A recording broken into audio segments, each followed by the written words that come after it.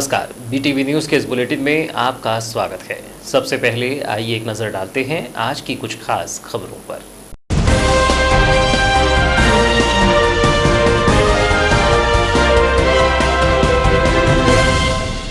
Police और नक्सलियों के बीच हुई मुठभेड़। हट्टा थाना क्षेत्र अंतर्गत गुदरी चौकी का है मामला। मुठभेड़ में हॉक फोर्स का एक जवान हुआ घायल। उपचार के लिए जवान को भेजा गया है गोंदिया।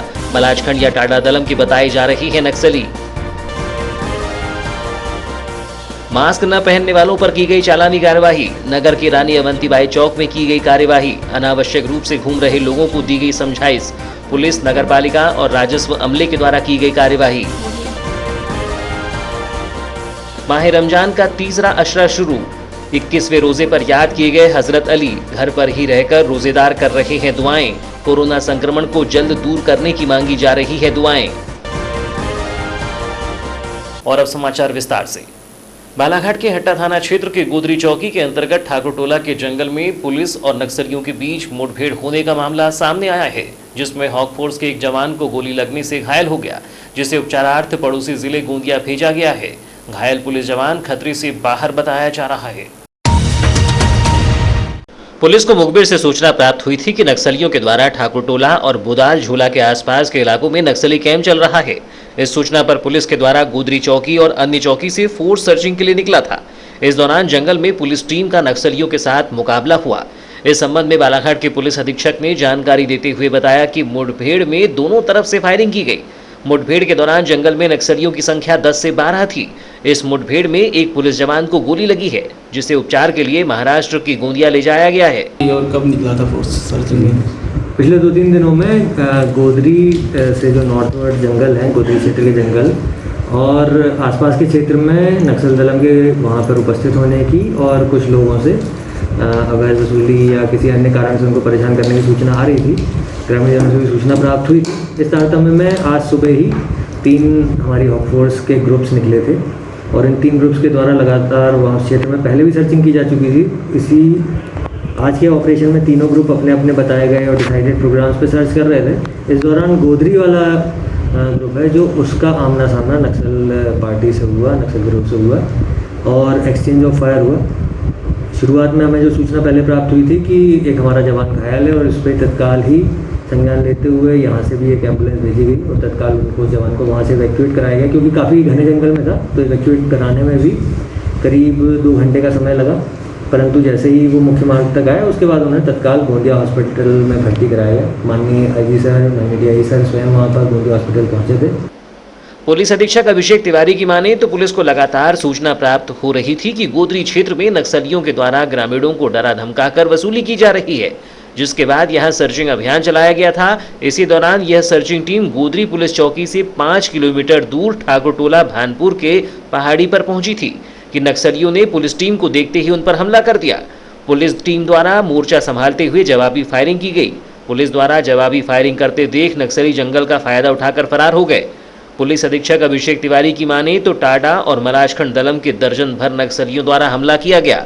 इस घटना के बाद अलग अलग क्षेत्रों से सर्चिंग टीमों को जंगलों में रवाना कर दिया गया। कोरोना वायरस के चलते लगाए गए लॉकडाउन के बीच छत्तीसगढ़, महाराष्ट्र व मध्य प्रदेश बालाघाट के सीमावर्ती इलाकों में नक्सली लगातार प्रवेश कर रहे हैं, लेकिन लॉकडाउन के दौरान भी जंगलों में सख्ती से की जा रही सर्चिंग के चलते नक्सली अपने मंसूबों पर कामयाब नहीं हो पा रहे हैं, जिसके कारण ही नक्सलियों को दैनिक उपयोग की सामग्री व राशन के लिए मशक्कत करनी पड़ रही है। इसके पूर्व में भी 28 अप्रैल को लांजी थाना क्षेत्र अंतर्गत टेमनी के जंगलों में भी पुलिस और नक्सलियों के बीच मुठभेड़ हो चुकी है, जिसके बाद कयास लगाए जा रहे हैं कि लॉकडाउन के दौरान जिले में नक्सली फिर सक्रिय हो रहे हैं। कोरोना संक्रमण के चलते जिले में 17 मई तक लॉकडाउन है और ग्रीन जोन में होने के बाद बालाघाट जिले में कुछ छूट के साथ व्यावसायिक प्रतिष्ठानों को खोले जाने की अनुमति दी गई है। वहीं मास्क और सैनिटाइजर का प्रयोग करने कहा गया है, अन्यथा जुर्माना लगाए जाने के प्रावधान भी शासन प्रशासन द्वारा तय किए गए हैं, किंतु लोगों द्वारा इसका पालन नहीं किया जा रहा है, जिसके चलते राजस्व अमले और पुलिस द्वारा 15 मई को नगर के रानी अवंतीबाई चौक में बिना मास्क और अनावश्यक घूमने वालों पर कार्रवाई की गई। उल्लेखनीय है कि कोरोना संक्रमण को रोकने के लिए जारी लॉकडाउन में बेवजह घूमने पर प्रतिबंध है। उसके बाद भी लोग नहीं मान रहे हैं और वहीं संक्रमण न फैले इसके लिए लोग न तो मास्क का प्रयोग कर रहे हैं और न ही सोशल डिस्टेंसिंग का पालन कर रहे हैं। ऐसे में पुलिस और प्रशासन द्वारा मास्क नहीं पहनने और बेवजह घूमने वालों पर चालानी कार्रवाई की जा रही है। इसी के तहत नगर मुख्यालय में 15 मई को राजस्व और नगरपालिका अमले द्वारा नगर की रानी अवंतीबाई चौक पर मास्क नहीं लगाने वाले लोगों पर चालानी कार्रवाई को अंजाम दिया गया।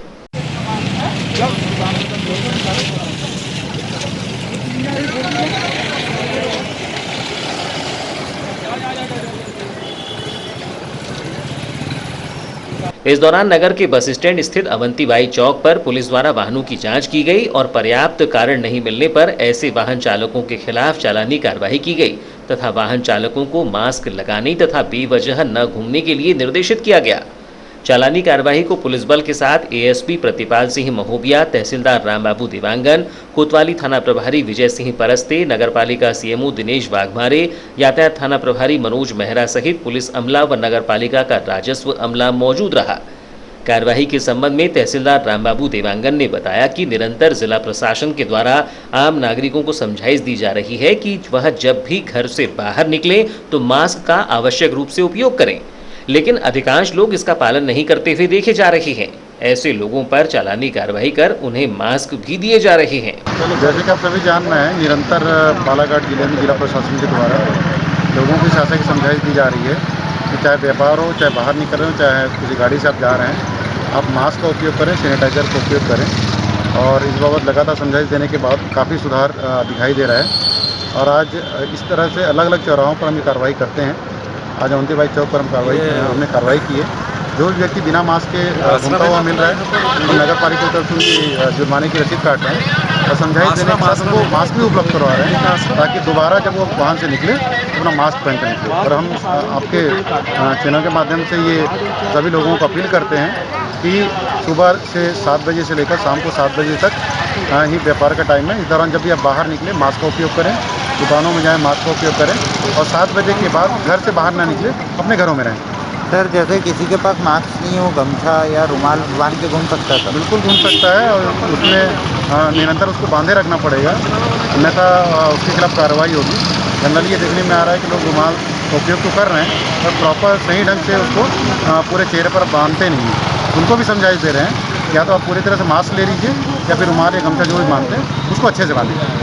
Thank you. माह रमज़ान की रहमत और मगफिरत के दोनों अशरे पूरे हो चुके हैं और अब तीसरा एवं अंतिम निजात का अशरा 15 मई को 21वें रोज़े से प्रारंभ होकर ईद के चांद दिखाई देने तक चलेगा। इस माह रमज़ान का अंतिम अशरा रोज़ेदारों और इबादत करने वालों को अलग से नेकी कमाने का अवसर प्रदान करता है। इन 21 से 30 रोज़ों के बीच शब कद्र की रात अलविदा जुमा के साथ रोज़ेदार को एतिकाफ के ज़रिए मस्जिदों और घरों में इबादत करने का अलग से अवसर प्राप्त होता है। जो मुस्लिम धर्मावलंबी प्रारंभिक दोनों अशरों में किसी कारण इबादत से चूक जाए तो वह इस अशरे में उसकी पूर्ति कर सकता है। तीसरे निजात का अशरा 21वें रोज़े से प्रारंभ हो रहा है और आज ही के दिन हज़रत अली इस दुनिया से रुखसत कर गए थे। अल्लाह ने हज़रत अली का मुकाम बहुत बुलंद किया है, जो पूरी दुनिया में मौला अली मुश्किल कुशा और शेर खुदा के नाम से मशहूर है, जिन्होंने अपनी पूरी ज़िंदगी अल्लाह और उसके रसूल के फरमान के मुताबिक गुजारी। हमेशा यतीमों, गरीबों, बेसहारा लोगों की मदद की और दुनिया में रहने वाली सभी इंसानों को नेकी और सच्चाई के रास्ते पर चलने की तालीम दी। पैगंबर हज़रत मोहम्मद ने हज़रत अली के बारे में कहा कि मैं इल्म का शहर हूँ और अली उसका दरवाज़ा है। 21वें रोज़े पर हज़रत अली के चाहने और मानने वाले इनके नाम से कुरान खानी, मिलाद शरीफ की महफिल करते हैं और इनके नाम से गरीबों, यतीमों, बेसहारा लोगों की मदद करके सच्ची श्रद्धा के साथ नजराने अकीदत पेश करते हैं। इमाम तंजीम के प्रदेश संगठन मंत्री हाजी शोएब खान ने बताया कि वर्तमान समय में पूरी दुनिया सहित भारत में कोविड-19 का कहर जारी है, जिसमें लाखों प्रभावितों और हज़ारों की मौत हुई है। गरीब मजदूर रास्तों में फंसा है। ऐसे हालात में माह रमज़ान में आयोजित होने वाले सभी कार्यक्रमों को मुस्लिम धर्म गुरुओं द्वारा दिए गए संदेश के तहत मुस्लिम धर्मावलंबी अपने अपने क्षेत्रों में शासन प्रशासन के निर्देशों का पूरी तरह से पालन करते हुए करें और आने वाली ईद का त्यौहार सादगी से मनाएं। उन्होंने बताया कि सूफी धर्मगुरु हम्माद रज़ा कादरी ने दिए गए अपने संदेश में लोगों से आह्वान किया है कि आने वाले ईद के त्यौहार में गरीबों, यतीमों और बेसहारा लोगों की ज़कात के माध्यम से ज़्यादा मदद करें।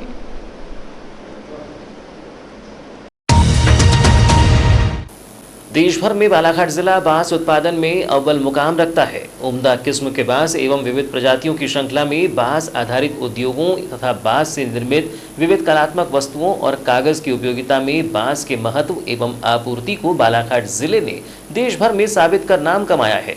वर्तमान में कोरोना संकट के परिदृश्य के बीच बांस उत्पादन एक तरह से किसानों की अतिरिक्त आय का स्रोत होगा। प्रचुरता एवं उपयोगिता की बदौलत जिले के बांस ने यह दर्जा हासिल किया है कि इसे पर्यावरणविद हरा सोना की संज्ञा देते हैं। देश में बालाघाट जिले की मांग सबसे अधिक है। जिले में बांस उत्पादन को किसानों ने खुशी से अपनाया है और सीजन के फसलों के साथ साथ खेतों की मेड़ पर बांस के पौधे लगाने को लेकर भी क्षेत्रफल का विस्तार हुआ है। बांस के उत्पादन में बालाघाट की जलवायु उपयुक्त होने से बांस की विविध किस्मों की मांग बढ़ी है। एक जानकारी के मुताबिक औद्योगिक एवं वाणिज्यिक दृष्टिकोण से बांस का अपना अलग महत्व है और बांस से 2000 से अधिक उत्पाद तैयार करने में मदद मिलती है। देश में बांस उत्पादन की बात की जाए तो बालाघाट जिले की हिस्सेदारी भी उल्लेखनीय है। बांस संरचनाओं के निर्माण में घरेलू उपयोग की वस्तुओं से लेकर साज सज्जा के सामान एवं पारंपरिक बांस कारीगरों द्वारा बांस की उम्दा एवं कलात्मक वस्तुओं का निर्माण सदियों से किया जा रहा है। यही वजह है कि राज्य सरकार भी बांस आधारित उद्योगों को बढ़ावा देने के लिए बांस की उपयोगिता को लेकर बांस मिशन के तहत जिले में विस्तारीकरण की दिशा में अग्रसर है। वर्ष 2020 की बात की जाए तो बांस मिशन के अंतर्गत किसानों को प्रोत्साहित किया जा रहा है कि वे अपने खेतों की मेड़ पर बांस के पौधों का रोपण करें। उप वन मंडलाधिकारी दक्षिण वन मंडल ने जानकारी में बताया कि इस वर्ष 50,000 बांस के पौधों को लगाने का लक्ष्य रखा गया है।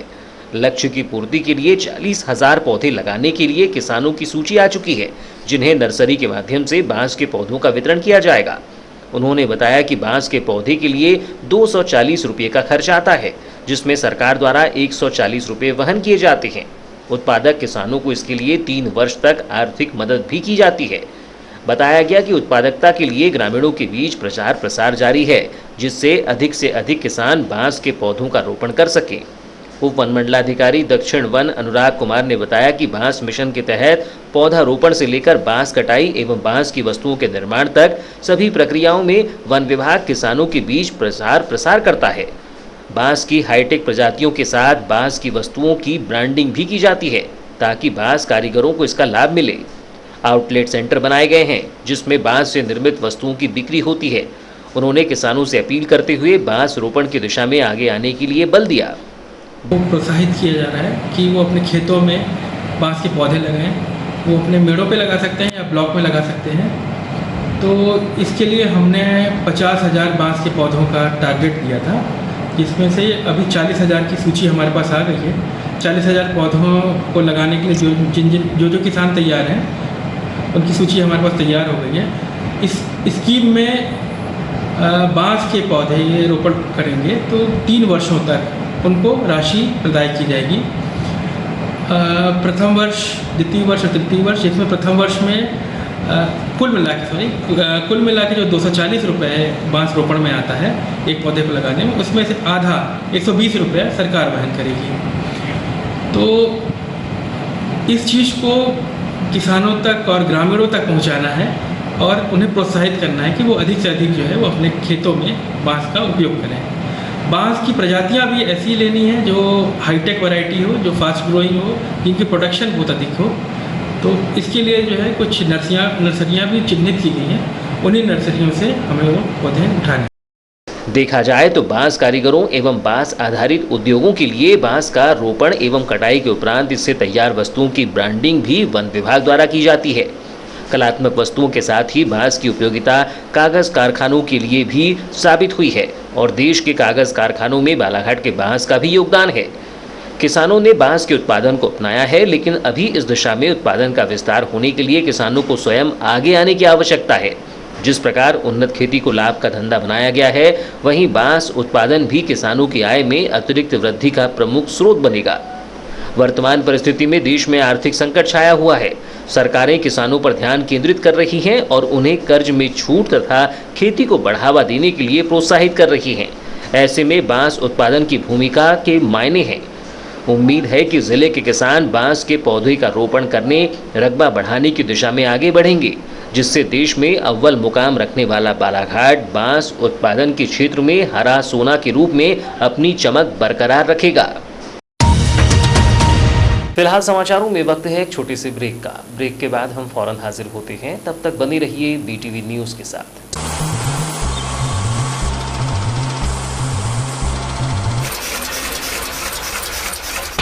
बालाघाट जिले की निष्पक्ष निर्भीक खबरों के लिए पढ़ते रहें जिले का सर्वाधिक लोकप्रिय विश्वसनीय अखबार दिव्य एक्सप्रेस। बालाघाट, छिंदवाड़ा, सिवनी, बैतूल, नरसिंहपुर, मंडला जिलों से प्रसारित। विज्ञापन हेतु संपर्क करें 9399213808, 8109853142। कार्यालय दीनबंधु चौक, बालाघाट। शुक्रवार को पुणे से चलकर बस के माध्यम से 40 मजदूर बालाघाट पहुंचे, जिनका नगर मुख्यालय के बस स्टैंड स्थित नगर पालिका के यात्री प्रतीक्षालय में स्वास्थ्य परीक्षण किया गया, जिसके बाद उन्हें होम क्वारंटाइन में भेज दिया गया है। शुक्रवार को बालाघाट पहुंचे श्रमिकों ने बताया कि वह रोजगार की तलाश में महाराष्ट्र राज्य के पुणे गए हुए थे, जहां कोरोना संक्रमण को देखते हुए किए गए लॉकडाउन के दौरान वह वहां फंस गए, जिसके बाद उन्होंने बालाघाट के कुछ स्थानीय नागरिकों से मदद की गुहार लगाई, जिसके बाद उन्हें श्रमिक स्पेशल ट्रेन से रीवा लाया गया, जहां से बस के माध्यम से बालाघाट पहुंचे हैं। किराया नहीं लगा। श्रमिक ट्रेन में आए थे क्या? जी सर, श्रमिक ट्रेन में आए थे। पुणे से रीवा श्रमिक ट्रेन एक्सप्रेस। कितने लोग आए थे उसमें? हमारे साथ में सर 40 लोग आए थे। अभी कहाँ के थे पूरे लोग? यानी कि ये बालाघाट जिले के थे। जिले के थे सब वहाँ काम करते थे। हाँ, सब काम करते थे। वो कंजी से सब अपनी अपनी जगह के लिए वहाँ बस लगी थी, वहाँ से चले गए। वहीं मामले में जानकारी देते हुए संजू एडे ने बताया कि विगत एक सप्ताह पूर्व जानकारी प्राप्त हुई कि बालाघाट नगर मुख्यालय सहित जिले के अन्य क्षेत्रों से लगभग 40 मजदूर पुणे में फंसे हुए हैं, जिसके बाद उन मजदूरों से उनकी सूची मंगवाई गई, लेकिन मजदूरों को वापस लाने के लिए कठिनाइयों का सामना करना पड़ रहा था, जिसके बाद मेरे द्वारा मामले की जानकारी समाजसेवी संयोग कोचर को दी गई, जिन्होंने तत्काल ही जिला कलेक्टर से चर्चा की, जिसके बाद इन 40 मजदूरों को श्रमिक स्पेशल ट्रेन के माध्यम से रीवा लाया गया, जहां से बस के माध्यम से आज यह मजदूर बालाघाट पहुंचे हैं। हफ्ता भर पहले हमारे कुछ मित्र जो यहाँ से पुणे गए थे कुछ रोजगार की सोच में, 2 महीने से वो वहाँ फंसे हुए थे, तो मुझे हफ्ता भर पहले उनकी जानकारी मिली। फ़ोन के माध्यम से उन्होंने मुझे सूचना दी कि भैया हमको बालाघाट आना है। तो मैंने माननीय सहयोग कोचर जी को उनकी लिस्ट दी। 40 लोग वहाँ पे फंसे हुए थे जो बालाघाट के अलग अलग क्षेत्र से थे। सहयोग भैया ने माननीय कलेक्टर महोदय से बात की और हफ्ता भर के अंदर उन लोगों को यहाँ लाना संभव हो पाया। आज उनकी बस पहले वो रीवा, वहाँ पुणे से रीवा जो ट्रेन जा रही है श्रमिक ट्रेन से, उनको रीवा तक लाया गया और रीवा से फिर बालाघाट उन्हें बस के माध्यम से यहाँ लाया गया। इसमें सहयोग भैया का काफ़ी योगदान रहा। उन्होंने कलेक्टर महोदय से जो बात की उनके लिए उनका आभार हमारी तरफ से। आगामी 17 या 18 अप्रैल को भोपाल और इंदौर में लॉकडाउन के दौरान फंसे 564 छात्र छात्राओं के बालाघाट आने की उम्मीद दिखाई दे रही है, जिसकी जानकारी अपर कलेक्टर राघवेंद्र सिंह के द्वारा दी गई। बालाघाट जिले के जो छात्र छात्राएं इंदौर, भोपाल में लॉकडाउन के कारण फंसे हुए हैं, उनकी वापसी के लिए जिला प्रशासन तत्परता से प्रयास कर रहा है। ऐसे छात्र छात्राओं के नाम, मोबाइल नंबर, निवास स्थान और किस शहर में फंसे हैं और बालाघाट जिले के किस स्थान के निवासी हैं, इसकी जानकारी व्हाट्सएप नंबर पर मांगी गई थी। व्हाट्सएप नंबर पर प्राप्त जानकारी के आधार पर भोपाल में फंसे 348 और इंदौर में फंसे 211 छात्र छात्राओं की सूची उनकी बालाघाट वापसी के लिए तैयार की गई है। अपर कलेक्टर राघवेंद्र सिंह ने बताया कि इन छात्र छात्राओं को 17 या 18 मई को वापस लाने के लिए बसें रवाना की जाएगी। यदि किसी छात्र छात्रा का नाम इस सूची पर छूट गया हो या शामिल नहीं हो पाया हो, तो वह पुनः व्हाट्सएप नंबर 7587970901 पर अपनी जानकारी दे सकते हैं। छात्र छात्राओं से संबंधित सूचना केवल व्हाट्सएप मैसेज के माध्यम से ही स्वीकार की जाएंगी। एसएमएस या कॉल द्वारा दी गई सूचना स्वीकार नहीं की जाएगी। बाहर फंसे छात्र छात्राओं से इस मोबाइल नंबर पर शीघ्र व्हाट्सएप मैसेज से जानकारी उपलब्ध कराने की अपील की गई है। कोरोना वायरस संक्रमण को रोकने के लिए घोषित लॉकडाउन के दौरान बालाघाट जिले से अन्य राज्यों में काम की तलाश में गए हुए मजदूरों का निरंतर आना जारी है। 23 मार्च से 15 मई तक जिले में 96,000 से अधिक मजदूर वापस आ चुके हैं। जिले के बॉर्डर चेक पोस्ट पर 15 मई को 1,274 मजदूर पहुंचे हैं।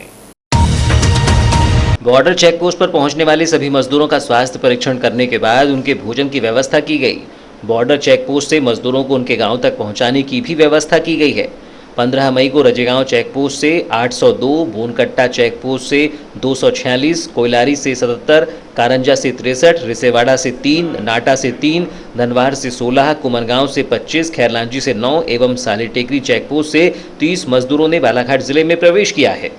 रजेगांव चेक पोस्ट पर 15 मई को आने वाले मजदूरों में तेलंगाना से 101, हैदराबाद से 91, छत्तीसगढ़ से 67, कर्नाटक से 19, गुजरात से 10, महाराष्ट्र से 502 एवं तमिलनाडु से 12 मजदूर आए हैं। अन्य राज्यों से जिले में आने वाले सभी मजदूरों को स्वास्थ्य जांच के बाद अपने घर पर ही होम क्वारंटाइन में रहने की सलाह दी गई है। उनसे कहा गया है कि वे 14 दिनों तक अपने घर पर ही रहें और गाँव में किसी से भी मिले जुले नहीं। सर्दी, खांसी, बुखार एवं सांस लेने में तकलीफ की शिकायत होने पर अपने गांव की आशा कार्यकर्ता एवं विकासखंड के फीवर क्लिनिक से संपर्क करने की सलाह भी दी गई है। भारत में वैश्विक महामारी कोरोना वायरस का संक्रमण दिखाई दिया है। तब से लेकर आज तक जनसेवा में तैनात पुलिस, स्वास्थ्य अमला तथा ग्राम कोटवार, पटवारी सभी मिलकर कोरोना वॉरियर्स के रूप में काम कर रहे हैं। अपने कर्तव्यों का बखूबी जनता के हित के लिए सहभागिता निभाते हुए वैश्विक महामारी कोरोना वायरस के चलते देश में लॉकडाउन लगते ही बॉर्डर पर तैनात आने जाने वालों पर निगाह गड़ाए हुए हैं और अपने जीवन की परवाह न करते हुए जनता को जागरूक कर रहे हैं। परिस्थिति चाहे जो भी हो, परंतु वैश्विक महामारी कोरोना वायरस से लड़ने के लिए स्वास्थ्य अमला, ग्राम कोटवार एवं पुलिस प्रशासन बॉर्डर पर तैनात हैं, आने जाने वालों पर निगरानी रख रहे हैं और लोगों को जागरूक कर रहे हैं। ऐसे हालात में पुलिसकर्मियों के द्वारा बताया गया कि देश में जब से लॉकडाउन है तब से लेकर आज तक हम बखूबी अपनी जिम्मेदारी को निभा रहे हैं। अपने कर्तव्यों की सच्ची श्रद्धा और निष्ठा के साथ निभाते हुए परिवार से भी मिलने नहीं जा पा रही हैं, क्योंकि देश में रह रहे नागरिक ही हमारा परिवार हैं, जिनकी हम निस्वार्थ सेवा कर रहे हैं और यह हमारी जिम्मेदारी है। यहाँ हम लोग ये संदेश देते हैं कि इस महामारी से बचाव के लिए जो अपने घर पे हैं, अपने घर पे ही रहें, ज़्यादा इधर उधर घूमे ना, कुछ ना करें, बस यही संदेश देते हैं। और जो बाहर से जो श्रमिक लोग आते हैं तो उनको क्या है, छोड़ने की व्यवस्था हम लोग अपने बॉर्डर तक, नैनपुर तक छुड़वाते हैं। लगभग आप यहाँ कब से ड्यूटी कर रहे हैं इस बॉर्डर पे? 15 दिन हो गए। 15 दिन लगभग। 15 दिन के भीतर आप घर गए हैं? नहीं गए, यानी दिन रात आप यहाँ सेवा दे रहे हैं और लोगों को यानी बचाव के उपाय बता रहे हैं, संदेश दे रहे हैं कि आप भी बचो और हम लोगों को भी बचो। आशा कार्यकर्ताओं के द्वारा बताया गया कि हम विकराल परिस्थिति वैश्विक महामारी कोरोना वायरस से बचने के लिए मास्क लगाकर एवं सैनिटाइजर से हाथों को बार बार साफ करके एवं अपनी समझदारी से सोशल डिस्टेंसिंग का पालन करते हुए महामारी से बचा जा सकता है। बाहर से आ रहे हैं उन लोगों के घर जा कर हम विजिट कर रहे हैं और उनको ये समझा दे रहे हैं कि आप 14 दिन तक घर में रहें या फिर जहाँ पे आपको क्वारंटाइन दिया गया, चाहे स्कूल हो चाहे पंचायत हो, वहाँ पर अलग सुरक्षित रहें, ना किसी के संपर्क में आए, ना किसी को आने दे अपने घर में। बार बार उन्हें हाथ धोने की वो समझाई दी गई है और उनको जो खाना पीना जो भी है वो, यदि वो घर से आ रहा है या फिर उनको जो दे रहे हैं खाने से, वो यानी दूरी बना के दे और मास्क लगाकर ही रहें। यहाँ पे लॉकडाउन 3 चालू हो गया है, पूरे देश में चल रहा है और सख्ती से प्रशासन के द्वारा पालन किया जा रहा है। कब से आप लोग यहाँ पे अपनी सेवा दे रहे हैं ग्रामीणों को? हमारे को तो अभी 2 तारीख से हमारी चेक पोस्ट में ड्यूटी लगा दी है। जो हमारे परियोजना अधिकारी महिला बाल विकास से, उनको नोडल अधिकारी बनाया गया है चेक पोस्ट का। ज्ञात हो कि मंडला और सिवनी जिले में कोरोना पॉजिटिव के मामले आने के बाद से ही बालाघाट जिले की सीमाओं में भी सतर्कता बढ़ा दी गई है, जिसके बाद सिवनी या मंडला जिले से आ रहे लोगों की जिले की सीमा में ही स्क्रीनिंग सहित स्वास्थ्य परीक्षण किया जा रहा है। 15 मई को परसवाड़ा मुख्यालय में केश शिल्पी नाई समाज के द्वारा प्रदेश के मुख्यमंत्री के नाम तहसीलदार नितिन चौधरी को ज्ञापन सौंपा गया। ज्ञापन के माध्यम से केश शिल्पी नाई समाज ने सरकार से आर्थिक मदद दिए जाने की मांग की।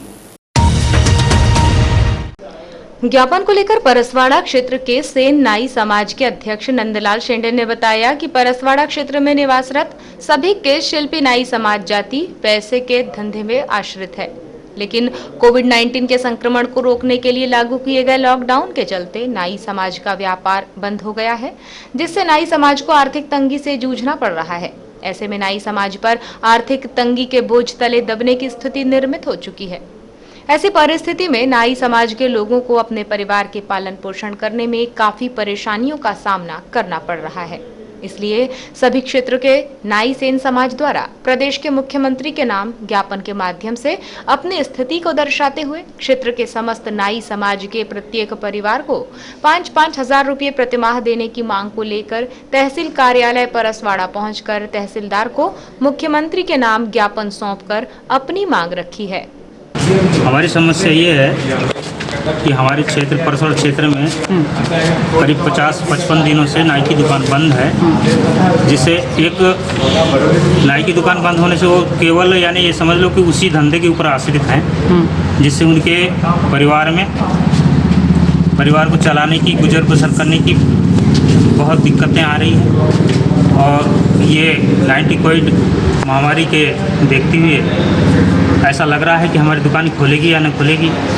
इस शंका को देखते हुए हमने सोचा कि भाई सभी दुकान तो खुल रही हैं, होटल खुल रही हैं, बाकी शराब दुकान खुल रही हैं, ऐसी ऐसी जगहों में तो भारी भीड़ होती है। हमारी नाई की दुकान में तो केवल एक ही ग्राहक बैठता है सामने कुर्सी पर, जिसको भी अगर मार्गदर्शन से चाहें तो उसको भी मास्क लगाकर या हम भी मास्क लगाकर काम कर सकते हैं। और हमारी दुकान खुल नहीं रही है। अगर शासन की मंशा है कि ना खुले तो कोई बात नहीं, लेकिन हमें माह के 5,000 रुपये माह के हिसाब से प्रत्येक परिवार को दिया जाए, जिससे हमारी व्यथा दूर हो और हमारे परिवार का भरण पोषण हो सके। इस दौरान नंदलाल शेंडे, कन्हैयालाल दशाने, गौरीशंकर गौतम, अजय सहारे, योगेश निगाहे, अनिल गोले सहित बड़ी संख्या में सामाजिक जन उपस्थित रहे। और अब अंत में चलते चलते आइए एक नजर डालते हैं आज की कुछ खास खबरों पर।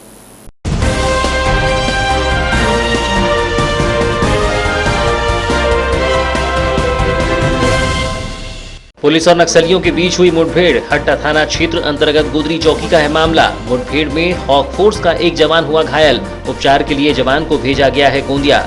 मलाजखंड या टाडा दलम के बताए जा रहे हैं नक्सली। मास्क न पहनने वालों पर की गई चालानी कार्यवाही। नगर के रानी अवंतीबाई चौक में की गई कार्यवाही। अनावश्यक रूप से घूम रहे लोगों को दी गई समझाइश। पुलिस, नगरपालिका और राजस्व अमले के द्वारा की गई कार्यवाही। माह रमजान का तीसरा अशरा शुरू। 21वें रोजे पर याद किए गए हजरत अली। घर पर ही रहकर रोजेदार कर रहे हैं दुआएं। कोरोना संक्रमण को जल्द दूर करने की मांगी जा रही है दुआएं। तो ये थी अब तक की खबरें। नई खबरों के साथ एक बार फिर हम हाजिर होंगे। तब तक के लिए दीजिए इजाजत। नमस्कार।